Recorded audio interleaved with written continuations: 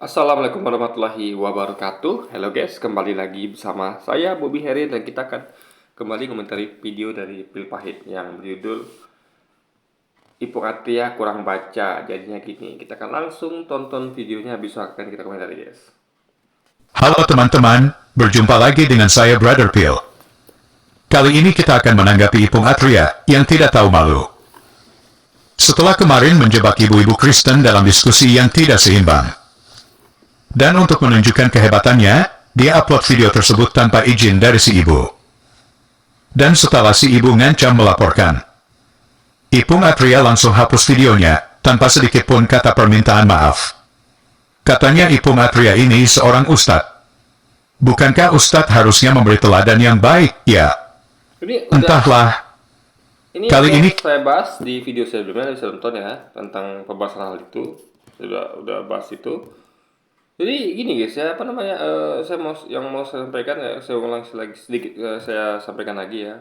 Tapi Anda bisa tonton video lengkapnya tentang saya membahas tentang apa, peristiwa usaha ibu dengan ibu itu. Jadi di sini kita lihat bahwa kebanyakan, apa namanya, orang Kristen itu kebanyakan ya seperti itu, ya kan? Memang, apa, kurang mengetahui isi Alkitabnya, makanya dikasih tahu oleh kita ya, para apa namanya, para kristol ini memberitahukan kalau ini loh isi Alkitabnya, ini loh dogmanya beda dengan dogma gitu. Jadi mereka itu bukti. Jadi apa yang sedang dilakukan oleh itu dan itu mencerminkan banyak hal lain yang sudah terjadi juga sebelumnya itu yang sama dengan itu. Dia tuh fakta, mengungkap fakta bahwa banyak sekali umat Kristen itu yang tidak tahu isi Alkitabnya atau tidak bisa membedakan dengan dogma gitu. Ya, ini bukan lebih kepada tidak seimbang. Memang tidak apa, memang gitulah faktanya gitu. Ya kan?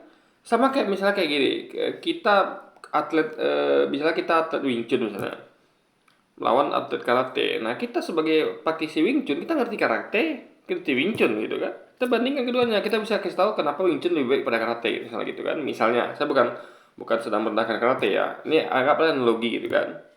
Atau nggak salah gitu lah. Nanti nanti tersinggunglah orang-orang karate. Jadi gini, anggap bela diri A dengan bela diri B. Nah, kita praktisi bela diri A gitu kan. Nah, kita bisa bela diri A dan bisa bela diri B gitu. Kita ngerti dan kita bisa bandingkan dan kita bisa mengatakan bahwa bela diri A lebih baik pada bela diri B gitu. Bela diri B itu misalnya sampah gitu kan. Karena kayak Anda tahu nggak bela diri yang apa yang ya gerakannya kayak memukau, padahal itu dipraktikkan di apa namanya di real fight itu nggak berguna gitu. Nah, jadi apa ya? Itu kita terangkan di situ. Kita ngerti kedua jurusnya, aplikasinya di real fact dan segala macam di pertarungan nyata, tapi yang lawan kita apa yang kita di sini tidak mengetahui, bahkan jangan bela diri kita yang A, bela diri B pun dia tidak tahu gitu. Dia dia dia nggak bisa, apa namanya, dia cuma tahunya bahwa oh bela diri B ini dia, oh, di pertarungan itu bagus. Padahal faktanya dia tidak tahu bahwa itu tidak berguna, sampah gitu guys. Jadi tidak bisa dipakai di pertarungan nyata gitu kan. Jadi itu yang sedang kita kasih tahu. Jadi memang tidak imbang, tapi itulah terjadi. Tidak imbangnya bukan karena, apa ya, memang karena keterbatasan pengetahuan gitu dari pihak bela diri B gitu, dari pihak ibu ini gitu. Itu menjadi fakta yang harus kita, yang sebenarnya harusnya pelajaran bagi apa Pilpahit untuk mendidik umatnya agar sebenarnya percuma juga guys, karena memang dogma itu memang bertentangan dengan Alkitab gitu.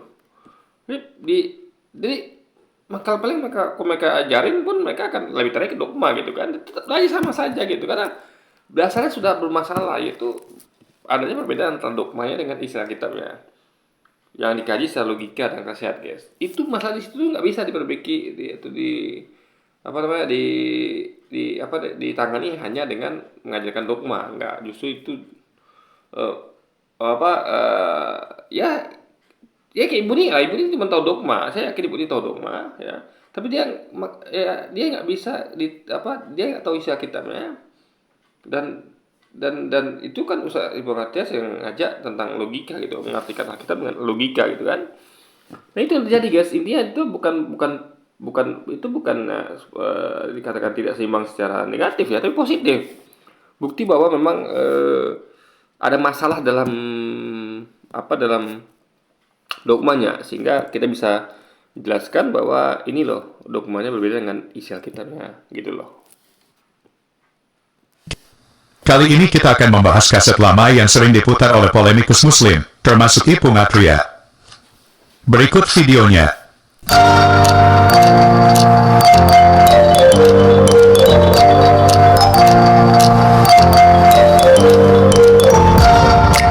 Ya.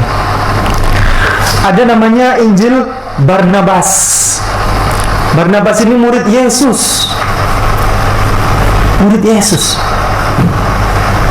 Injilnya ada? Ada. Tidak dipakai. Karena apa? Di Injil Barnabas ini banyak menerangkan tentang beberapa ayat yang menjelaskan tentang akan kedatangannya Nabi Muhammad Sallallahu Alaihi Wasallam.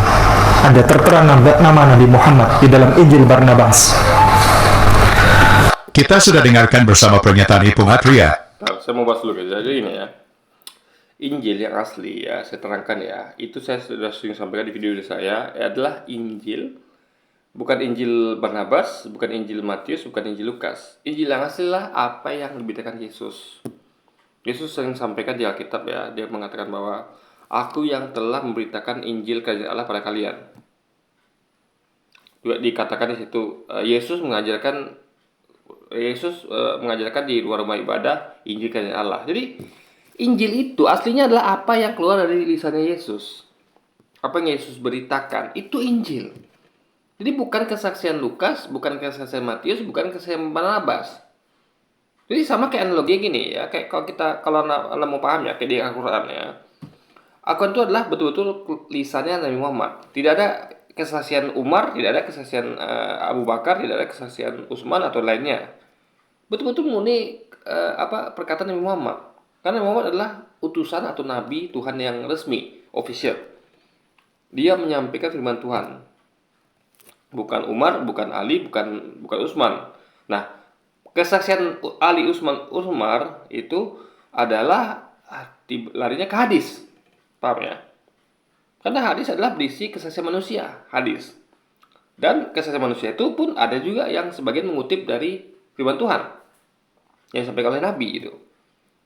Jadi hadis itu campuran antara firman Tuhan dengan kesaksian manusia. Tapi Quran 100% firman Tuhan. Nah, di Alkitab itu campur seperti hadis.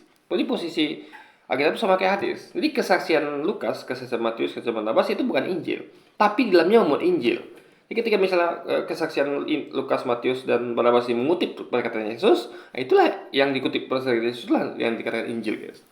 Nah, itu harus dibedakan. Jadi sebenarnya tidak tepat kalau dikatakan bahwa itu bukan tidak tepat, ya memang salah kalau dikatakan bahwa ini Injil Lukas, Injil Matius, Injil Barnabas, enggak. Injil itu adalah perkataan Yesus itu sendiri. Apa yang diberitakan Yesus itu Injil. Nah, itu masalah di situ, guys.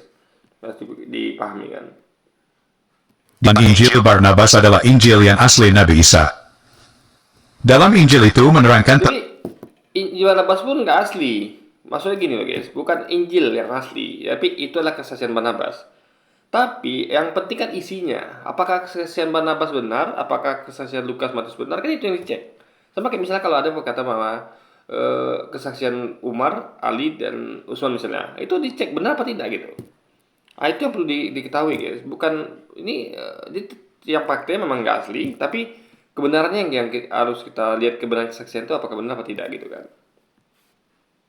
dalam Injil itu menerangkan tentang kedatangan Muhammad.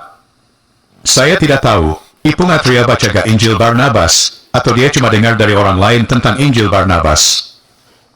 Jika saja Ipung Atria membaca Injil Barnabas, mungkin dia akan taubat menggunakan Injil itu sebagai referensi. Seperti yang dikatakan Don di tan berikut. Kan banyak juga umat Islam yang menganggap bahwa ada di dalam Injil Barnabas itu ya disebutkan Ahmad gitu kan. Itu sebenarnya kalau buat kita nih yang udah baca bener-bener Gospel Barnabas itu kita jangan ngikutin. Yang disebut dengan Injil Barnabas itu jangan diikutin oleh umat Islam, jangan dipakai sebagai referensi. Karena apa? Yang disebut sebagai Mesias itu bukan Yesus, malah Nabi Muhammad SAW.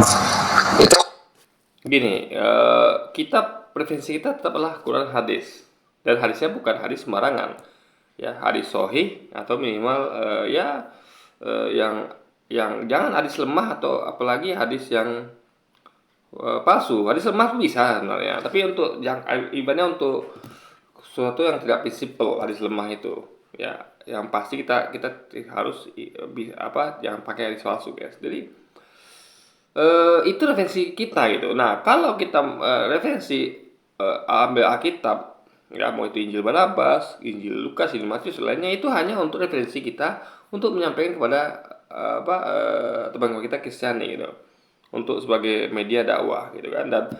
Dan kalau untuk sama Muslim, kita hanya ibaratnya kita tuh memakai Alkitab itu ya kembali ke referensi kepada Quran hadis. Contoh bisa gini. Misalnya kita punya buku pegangan namanya, Anda tahu nggak, pernah nggak tahu buku di buku yang segala ada gitu di, saya pernah dulu waktu di SMA itu, waktu masih SMA tahun 2000-an tuh, buku itu apa namanya itu ya. Buku itu bisa buku tentang ensiklopedia ya nggak salah, ensiklopedia IPA atau apa gitu kan. Jadi itu buku lengkap misalnya, itu referensi yang benar gitu.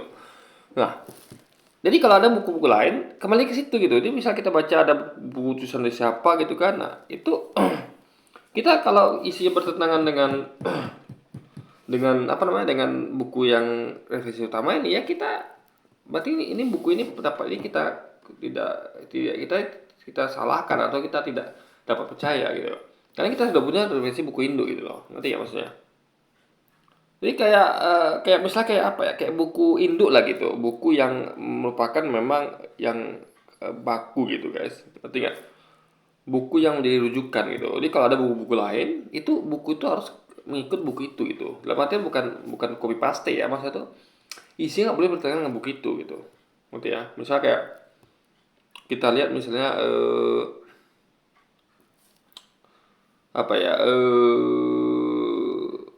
intinya adalah suatu hal yang yang sudah membahas tentang suatu yang ya yang kayak sebelah tadi lah, ensiklopedia IPA misalnya, ya tidak boleh lagi di situ gitu. Jadi ada buku rujukan utama ya, ada buku yang harus ngikut rujukan utama gitu. Nah, kalau hal ini kan buku utamanya Quran hadis. Nah, Alkitab itu harus tidak boleh bertentangan dengan Quran hadis gitu. Jadi itu yang harus dipahami guys. Beda dengan akidah kita gitu. Ya. Jadi jangan menggunakan Injil Barnabas sebagai dalil atau referensi untuk umat Islam. Jangan. Dan dipercaya bahwa Injil Barnabas itu yang sekarang disimpan di museum di Turki itu ada yang bilang bahwa itu adalah tulisan daripada orang Muslim. Jadi karena kita sebelumnya Quran itu sudah diubah sama manusia, informasi yang Quran diberikan, yang kita percaya, kita imani sebagai seorang Muslim, itu berarti kita disuruh untuk milih-milih ayat. Ya, karena udah diubah-ubah. Karena gini ya, Anda bayangkan ya. Misalnya kayak Anda bayangkan kita sekolah, ada buku sekolah SD, SMP, SMA, kuliah. Nah, kita kan pegang buku, atau anggaplah ibarat kayak buku kuliah. Ya, buku terakhir lah. Ini bukan soal jenjang pendidikannya ya. Tapi sebenarnya bisa dipakai karena memang tiap kitab itu kan menyempurnakan kitab lainnya. Jadi tiap kitab yang turun itu, yang datang setelah itu adalah menyempurnakan atau menggenapi kitab sebelumnya. Jadi Taurat itu menyempurnakan Zabur. Alkitab bukan kitab ya, Injil itu menyempurnakan Taurat. Al-Quran menyempurnakan Injil. Jadi itu memang mirip seperti SD, SMP, SMA, kuliah gitu. Saling menyempurnakan gitu kan. Jadi SMP menyempurnakan SD, SMA menyempurnakan SMP, dan kuliah menyempurnakan SMA. Ini sama ya. Nah, kita punya nih buku terakhir yaitu kuliah. Yang di dalam buku di situ dikatakan memang tidak, itu buku yang asli dan tidak pernah diubah oleh manusia. Informasi kita baca di buku itu dan kita baca itu di Quran gitu kan. Nah, jadi karena buku-buku SMA, SMP, SD sudah dibuat oleh manusia, harusnya kita harus pakai referensi buku kuliah ini. Ngerti nggak? Jadi kalau ada buku SMA, SMP, SMA yang SD yang sudah diubah itu, isinya akan ketahuan nanti konsekan kuliah, buku kuliah tadi. Ya kan? Atau ya intinya harus sesuai gitu guys.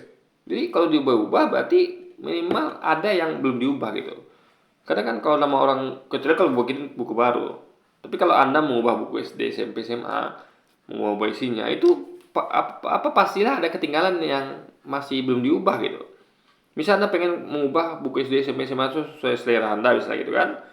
Nah, tentu yang sesuai selera ada ubah, tapi kan eh, tidak mungkin ngubah semuanya guys, karena yang tidak yang ibaratnya apa ya, beda dengan buat baru gitu. Buat baru kan Anda bisa memasukkan semua, tapi kalau mengubah tuh menurut kita tuh agak ribet kalau sampai mengganti semuanya gitu. Tentu banyak yang tertinggal juga gitu, ya kan? Namanya juga diubah. Kalau Anda kalau Anda buat baru kan lain lagi soalnya. Jadi beda kan antara mengubah dengan bikin baru gitu. Jadi tentu ada yang tertinggal yang aslinya. Nah, itu ada di buku SD, SMP, SMA itu atau kitab tuh di cross check dengan Quran atau buku kuliah guys. Itu logika berpikirnya. Gitu ya. Jadi jangan dipakai gitu. Gimana? Kita sudah dengarkan bersama, ketika Donditan membaca isi dari Injil Barnabas, justru membantah isi Quran.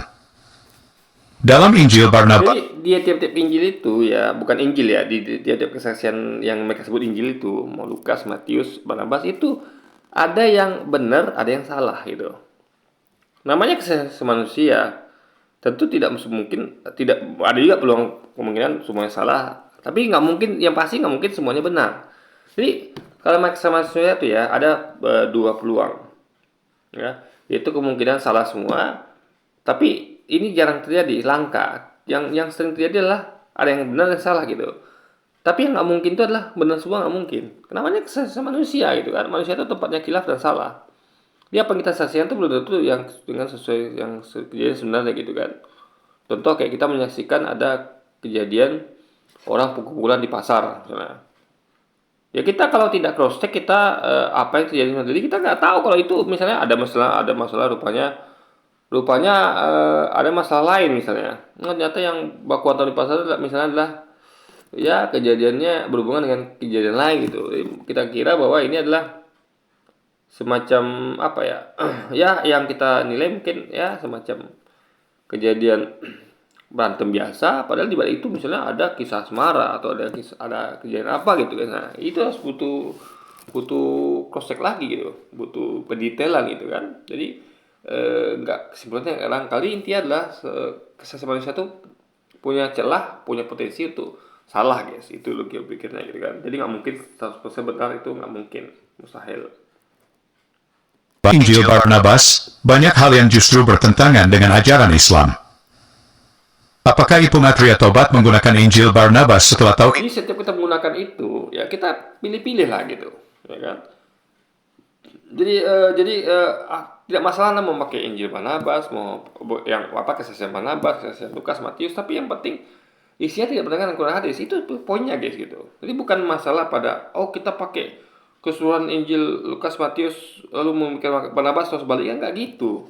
Karena kita tahu sesuatu yang diubah itu dia nggak bisa dipakai seluruhnya. Nggak bisa kita pakai bulat-bulat Injil Barnabas, pakai bulat-bulat Injil Matius, Lukas, nggak bisa. Kita harus pilih-pilih guys. Itulah gunanya kita tuh menyortir gitu. Jadi ibaratnya sesuatu tuh yang sudah diubah, misalnya ada orang mau ubah buku SD, SMP, SMA, ya kita jangan memakai buku itu sepenuhnya, atau kita buang buku itu, jangan. Kita pakai, jadi kita cari bagaimana yang belum diubah gitu kan. Kan begitu logikanya. Bagaimana masih tinggal, yang masih asli gitu.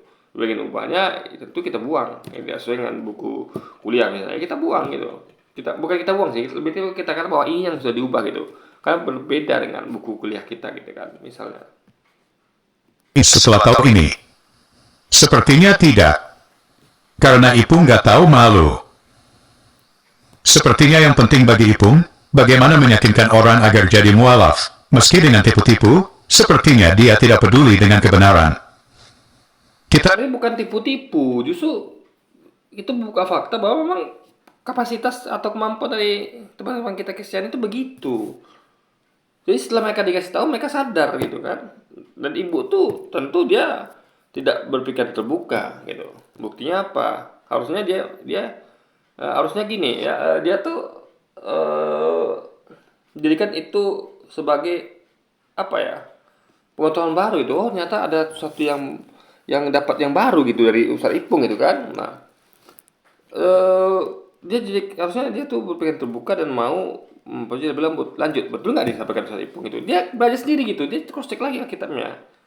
Gitu harusnya guys. Jadi ketika disampaikan sesuatu yang baru yang dia belum ketahui, itu harusnya dia tuh bersyukur. Saya kalau dikasih tahu hal yang baru, saya akan bersyukur. saya akan cross check lagi gitu kan. Jadi alih-alih saya tuh langsung menjudge orang begini begitu, kan memang terbukti Bu tuh nggak bisa bantah gitu, dan memang pengetahuannya kurang, makanya sebagai orang yang kurang pengetahuan harusnya belajar gitu, ya kan. Itu jadi supaya lebih cerdas guys, itu yang harus dipahami. Kita doakan, semoga Ipung Atria cepat sembuh dan bertobat. Jadi saya pernah debat sering nggak, bukan pernah ya, dengan teman saya yang Kristiani ya. Itu meskipun dia nggak tahu isi Alkitabnya dan logika, tapi dia tuh minimal tahu dogma. Dia bantah terus dengan memakai dogma, meskipun jadi itu juga salah juga sebenarnya ya. Tapi minimal dia tuh lebih punya pengetahuan tentang dogma itu lebih bagus dibandingkan ibu tadi gitu. Intinya percakapan kami jalan dan dia memang tertarik gitu kan. Tapi itu tadi, teman saya ini memang betul-betul mempertahankan dogmanya tanpa mau mempertimbangkan isi Alkitabnya, bahwa logika memahaminya begini loh, dengan pemahaman bahasa yang benar gitu kan, dan logika. Tapi menurut saya lebih mending lah teman saya ini lebih tahu dogma dibandingkan ibu ini. Kalau ibu ini kayak sepertinya dogma itu dia hanya tahu yang dasar saja, bahwa misalnya kayak ada penebusan dosa, dosa Yesus Tuhan dan segala macam. Tapi kalau teman saya ini dia banyak tahu dogma gitu.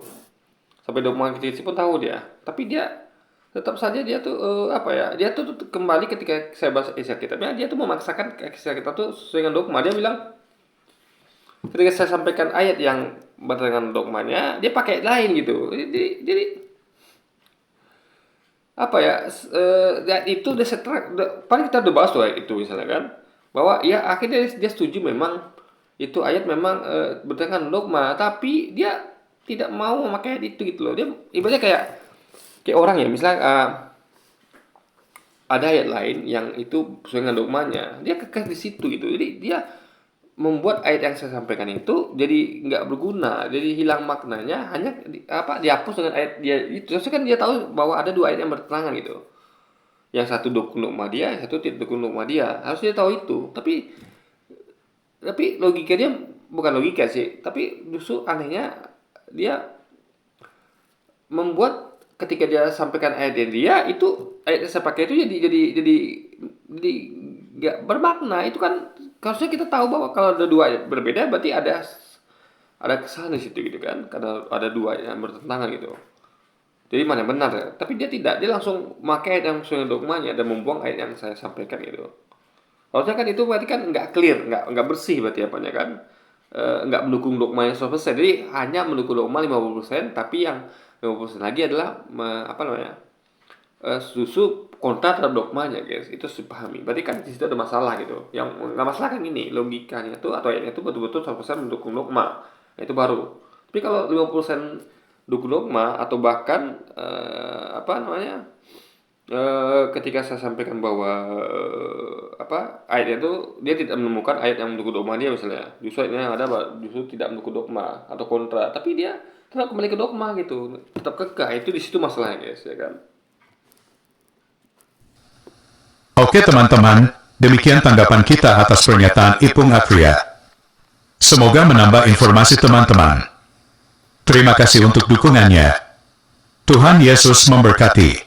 Teman-teman, yuk kita bahas. Ini pengulangan nih guys ya. Dia video cuma singkat ya, 3 menit 43. Saya nggak tahu kenapa nggak penuh gitu kan, kurang bahan atau gimana gitu. Oke, jadi mungkin sekian dulu aja video kita kali ini guys. Sampai jumpa lagi di video-video selanjutnya. Wassalamualaikum warahmatullahi wabarakatuh guys.